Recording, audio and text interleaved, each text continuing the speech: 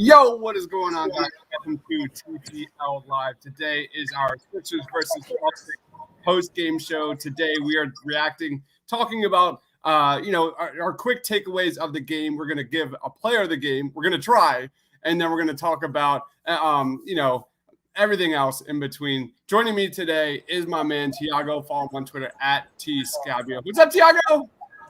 Man, I want 2 hours of my life back. Without Tyrese Maxey, this is close to unwatchable by all standards. They do not have a point guard on the court. Well, they may have one, they just don't use them. I don't know. It was a mess. Absolutely. Yeah, I mean, it was a relatively close game. Like, the Celtics had a comfortable lead throughout the first half, but that third quarter, man, that fourth quarter, that the offense just went out the window. The Sixers shot something terrible, like 5 of 23 from the floor in the third quarter, and the Celtics built a 20-plus lead, and the game was far from over. But like you said, the lack of a point guard, the lack of a shot creator, the lack of a playmaker was so super evident in this one. Tiago, what was one of your takeaways of today's game? Yeah, so with the news that Tyrese Maxey was going to be out for the rest of Summer League, and rightfully so, because he shouldn't be playing Summer League, the league that he's made, and perhaps it's a sign that they see him as a future piece and don't want to mess around with him getting hurt. But with that news, I was really looking forward to see Jaden Springer tonight, and I thought that Springer would perhaps get some more point guard duties, right? So he played a little bit of point guard at Tennessee. He's got a point guard pedigree, and I thought that, the logical move being that Summer League is Summer League, you give Jaden Springer a chance to showcase where he's at as a point guard. And obviously, as it is with most Sixers coaching decisions, it's never black and white and crystal clear. So they went with Frank Mason as the point guard. And once again, we got to see very little of Jaden Springer as a point guard. I thought that the Sixers' best moments early in the game was with Jaden Springer on the ball, doing stuff off the drive, kind of trying to get to the rim and doing those kinds of things. So I wish we had seen more of that today, and perhaps we'll see more of that for the rest of Summer League. But, I just want to see what he's got, man, because, you can tell, like, he is struggling offensively, and you see other guards, so Sharif Cooper is a perfect example with last game, right? You see how much more advanced he is as a passer, as a creator. And I just want to see where Springer's at with that, man. Like, you haven't seen much of him as a point guard. You can tell the game's a little bit too fast for him right now. So, and we'll see. But there's definitely opportunities for the Sixers to give him more playing time. Yeah, let's touch on Jaden Springer a little bit. It's been a tough go for Jaden Springer through the first two games. The offense is clearly moving way too fast for him. He's super young, as we should expect. He had a decent pull-up jumper here in the first quarter. He had a pick and roll bucket reverse layup with Paul Reed that I thought was really good. He was able to dribble around the Celtics big. He had a bucket then again at the start of the third quarter, and then it just, like that Sixers offense, it all went to hell. He missed his next 6 shots, and I thought he showed a little bit defensively, but just like the Sixers offense in that second half, no one was hitting buckets. Absolutely nobody. What's your quick take on Jaden Springer, man? Overreaction on Jaden Springer? Yeah, I don't want to overreact because we talked about last podcast. Trae Young looked terrible in Summer League, and then Trae Young is Trae Young. I mean, he's not Trae Young, but there's a lot to overreact right now. I will say from a positive standpoint, I thought that he did a very good job keeping his dribble tight, keeping it low to the ground, and attacking mismatches in the perimeter. But he's got to be able to do more of that off the drive, right? So right now, his instincts to take the guy off the dribble, get that separation, get downhill, but then he's got 2 or 3 guys at the rim who are just ready to meet him. So, I want to see more passing. I want to see more creativity, just more juice off the bounce. That's just not him trying to finish at the rim on 3 guys who are twice the size. So, but that comes with experience. It comes with time. I mean, we talked about this on the draft podcast. Tennessee is it's a very isolation heavy offense, you versus me. And you can tell he's got a lot of that in his blood. But in the NBA, he's got to be able to, pass off the live dribble and see guys in the corner and run pick and roll. So these are the moments that you kind of want to see him. I think defensively, He looks good moving laterally. He's a guy, again, one of the things that I pay attention to, he's not fouling a lot, which is good. I mean, it tells him that he's very connected as a defender. But again, you want to see more disruption. We talked about him having a very active hands, and you just want to see more of that right now. And you're not really getting much of him outside of just standard kind of defensive play. So it's up and down. It's going to be part of the growth. I thought he would perhaps be a little bit more pro ready, especially as a catch and shoot guy. He's not. You can tell like he's hesitating off the catch. And he's short on a lot of stuff. He's very short. So that tells me that he's trying to calibrate the speed of the game and the size of these players. So we'll see. But right now, I'd give him a C just to give him a grade for the summer league. Yeah, the play that comes to mind was he got the ball in the corner. Nobody around him. Nobody near him within like 8 feet. He pump fakes. There's a closing in defender, and he pump fakes, and he loses the ball dribbling into the paint. Just shoot the three. Shoot the open corner three, man. You could see it. He's just thinking too much. He's absolutely Chris. Like that's what he did in Tennessee, right? It was just attack the rim, set on the mid-range, contested. He's got to get that off his blood, but not to harp back on the original point. Like you see a guy like Sharif Cooper versus Atlanta. I mean, that guy's got juice, man. He knows what he's doing out there. He's confident. He thinks he's the best player out there on the court. I don't get the same vibe from Springer when I watch him play. Very hesitant, very shy. So, Yep. Let's move on to your boy Isaiah Joe. You look at how he's been the first 2 games. He's a plus 22, tied for number 1 in the summer league. 18 points a game, nearly 43% from 3, 10.5 attempts per game. Isaiah Joe finished today, 15 points. He was 5 of 13 from 3. What's your take on Isaiah Joe? I saw him get cooked a little bit on defense. What's your quick grade on Isaiah Joe? Yeah, it wasn't as pretty today, right? So you're asking Isaiah Joe to be like a main creator.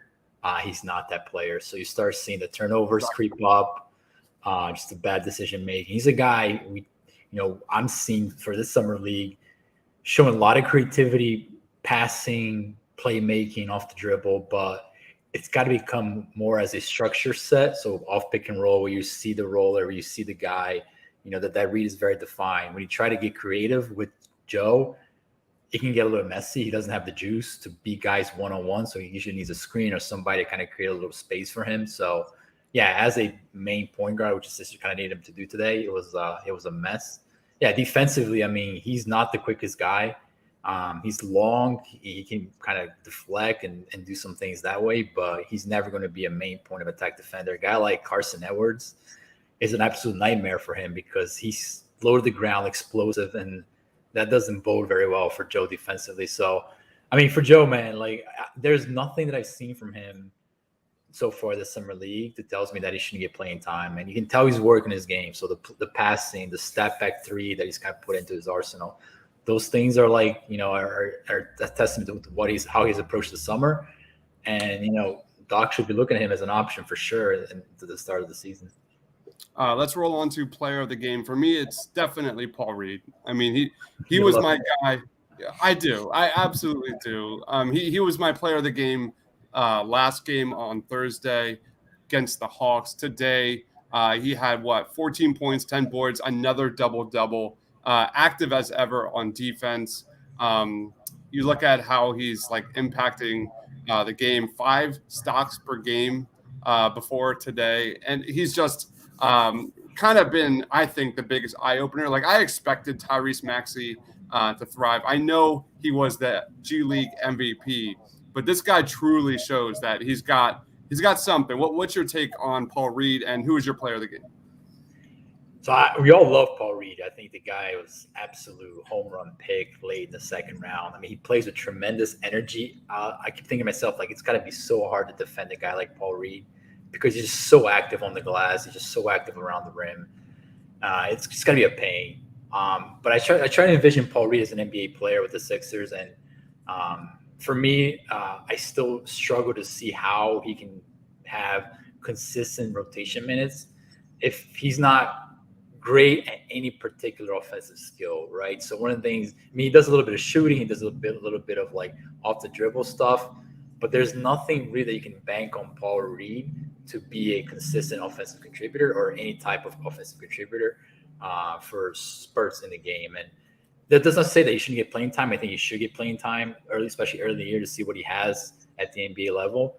But one of the things that I started thinking about with Paul Reed, I'm watching like, yeah, you move fast, you're very aggressive, and you're very kind of energetic, but using all that to kind of set up his defenders, slowing down a little bit and trying to polish a little bit more of his offensive game, because he's got a dribble, he's got a jump shot, right? But just finding his comfort level and really setting up defenders to use the dribble or use the jump shot, I think it's going to eventually move him to a path of an NBA player. Right now, I mean, he's going to kill Summer League, he's going to kill G League, but to play at the NBA, right? So to be Joel Embiid's backup for 10 to 15 minutes, you got to bank on something a little bit more than just kind of energy and kind of, you know, excitement. So, but I still, I mean, we all love Paul Reed. He's phenomenal. For me, the player of the game is Petrusev. I love it. Listen, this guy is like, I don't know what he does offensively. He's supposed to shoot the ball. He never shoots the ball. It's like, dude, just shoot the ball. That's what you're there for. You're just like, nah, I'm not going to shoot it. But listen, that battle he had with Bruno Fernando today was fun. Like in that first half, I mean, he was going at it with Bruno, and I didn't think he had any type of like consistent rim protection to his game. He's really been flashing with these 3 games as like a rim protector. Like the timing, the feel as a weak side rim protector is definitely there. And like, again, this guy, unless he starts shooting the ball consistently, he's not going to see the court at all. But it's just fun to see it with the energy he plays. He runs the floor. He was very a positive influence for the first part of the game today, I thought. So I give him player of the game. I don't know what this is going to do with this guy, but if he ever gets that jump shot going, they may have something with him. Yeah, isn't that ironic? Like he comes in as like a 40+ 3-point shooter, needs to work on his defense. And I agree. I think it's been the exact opposite for Philippe Petrusev, is that he's actually shown a lot of flashes defensively. He's so fundamental. He's a rim protector. He contests shots. He's done very well defensively, but offensively, man, he gives you like nothing. It's like Matisse Thybulle all over again. Like, just absolutely, like even in the paint, hands of stone. And this guy had flashed a lot, in the pick and roll and rolling to the basket, during the last few years. So I agree. I think Petrusev was great. I think that Bruno Fernando versus Philippe Petrusev battle was probably like arguably the most entertaining aspect of this entire game. In that first half, especially, they were going at each other. Other than that, this was a wildly forgettable game. But I do think Philippe Petrusev's offense will come. He's going to be, playing another year overseas, and I hear that he's going to be playing with a really defensive-minded coach there overseas. Oh, really? Yeah, apparently we had a commenter that follows him. Interesting. And they said that he's going to be playing under one of the best defensive coaches in Europe. So that's something to follow moving forward next year, and we'll talk about it, of course, this time next year. But I Philippe Petrusev, man, you got to be able to hit those shots, and I don't know why he's so reluctant on shooting. And same with Paul Reed. Paul Reed has yet to hit a 3-pointer. He was a 44% 3-point shooter in the G League. Zero goose egg 3-pointers made by Paul Reed from 3. So anyway, how would you grade today's performance? I'll factor in the fact that Maxey wasn't there, so I'll give it like a D minus. They were absolutely atrocious to watch in all aspects of the game. Talking sports as Allen missed the game, dude. You're the winner of today. Let's give the player of the game to Talking Sports with Cooking Nuts, because go enjoy your Saturday, man. Exactly, it's beautiful out. Have a day. The Sixers did not show up. Unfortunately, what happens in Vegas also happens here, because I wish I could just forget exactly what I just saw the last 2 hours. It was brutal, man. It was absolutely brutal. Player of the game was Paul Reed and Philippe Petrusev. But anyway, let's wrap it up. Tiago, where can we find you? What do you got going on, man? Yeah, man, we'll continue to do these for the summer league duration. Unfortunately, I love watching basketball. Every time the Sixers come on, I don't care. They could have all scrubs out there. I would still watch them. So we'll continue to do this, and then just recharging the batteries for this season. Keeping on the lookout here. I think there's going to be some movement, some action with the roster, and then when the season starts, we'll be full go again. Oh yeah, man. I am up to 61 highlight reels on YouTube for the summer league. Unbelievable. Trey Murphy, man, he looks incredible. Doesn't he? Man, Trey Murphy looked great. My guy was crushing it today. My number 2, Bones Highland. Oh yeah, he was awesome. Oh man, just check it out. Just absolutely. Chris, go back and look at the draft, right? So Quentin Grimes, Bones Highland, and Cam Thomas right before Jaden Springer. Go back and watch our watch party when I was like the long-standing thing that I took out of that first round was those 3 picks. Bang, bang, bang, right before the Sixers pick. And did I not warn you? Like that was like murder's row. I was like terrified of that happened, and it did. And now you see Trey Murphy balling for the Pelicans. You see my man Bones Highland balling for the Nuggets. It sucks. And Cam Thomas for the Nets looks just a walking bucket, just a microwave scorer. Man. Let's not overreact. Jaden, he did some good positive things today. It wasn't all bad. He's going to feel for his game, so we'll see where he lands here at the end of the summer. I mean, the biggest takeaway of the summer league so far is that Tyrese Maxey's legit. Like, I don't think anybody denies that, and that he is going to be a real impact player next year. Everything else. Hopefully with the Sixers. Exactly. Or he's boosting his trade value, and we don't have to give up Matisse. Or Ben. Set the podcast on fire. Keep betting, buddy. Let's keep betting. All right. Make sure you like. Make sure you subscribe. Make sure you turn on notifications. All that fun stuff. You check out our website at thepaintlines.com. We're on Twitch, Instagram, Twitter, you name it. Follow my man Tiago on Twitter at @tscabby. I am Dibes, Mr. Crockpot. For Tiago, for myself, stay awesome. We'll see you next time. Peace.